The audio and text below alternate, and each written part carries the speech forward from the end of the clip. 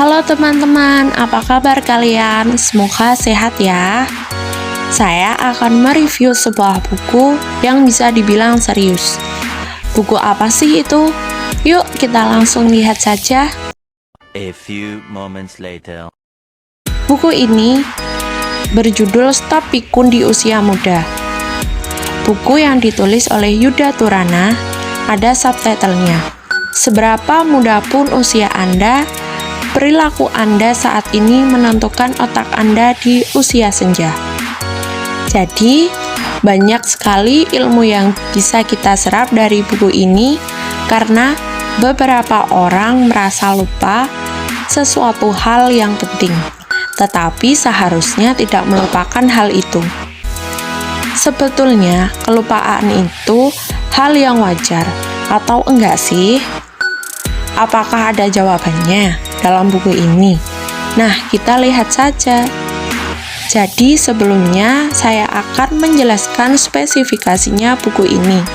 Diterbitkan oleh penerbit Gramedia, terbitan edisi baru di tahun 2020. Edisi pertamanya di tahun yang lalu. Jadi, ini merupakan edisi pembaruan dari Dr. Yuda Turana, seorang dokter yang mengajar di FKIK Unika Atmajaya. Oke guys, langsung aja kita intip apa yang ditulis oleh Dr. Yuda, yaitu penyakit pikun atau lupa. Itu bisa jadi ada dua kemungkinan. Yang pertama karena demensia Alzheimer atau demensia vaskular, di mana Alzheimer penyakit lupa yang sering diderita karena faktor usia. Jadi, karena sudah lanjut usia, organ-organ dalam tubuh mengalami penurunan kinerja. Salah satunya adalah otak. Penyebab kepikunan yang pertama yaitu demensia Alzheimer, tetapi ada juga penyakit lupa atau pikun yang bukan karena tua, melainkan karena mengidap sebuah penyakit diantaranya hipertensi, diabetes, stroke, dan penyakit jantung. Jadi, menurut Dr. Yuda, apa yang kita lakukan di usia muda, termasuk gizi dan gaya hidup, itu mempengaruhi kesehatan otak kita di usia tua. Karena demensia ini merupakan penyakit degeneratif atau penyakit yang muncul karena proses penuaan. Jadi, banyak dijumpai pada orang-orang lanjut usia di usia muda sudah mengalami kepikunan. Misalnya, tiba-tiba melupakan hal-hal yang penting. Nah, di sini saya akan menjelaskan gejala demensia Alzheimer.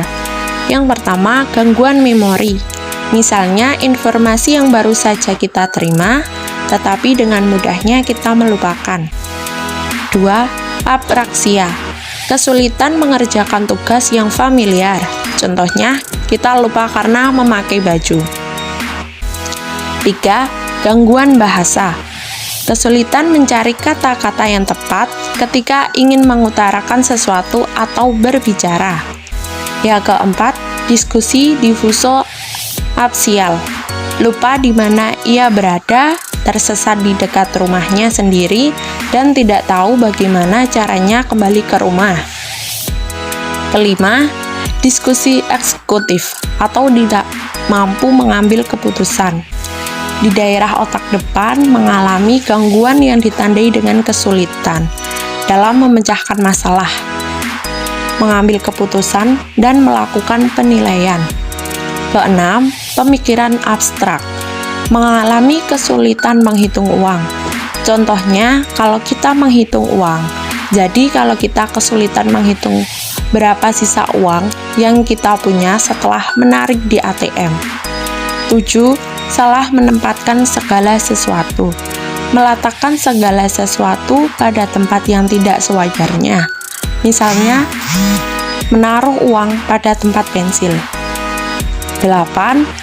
Perubahan mood atau tingkah laku. Menderita demensia Alzheimer dengan mudahnya mengalami perubahan mood secara tiba-tiba. 9.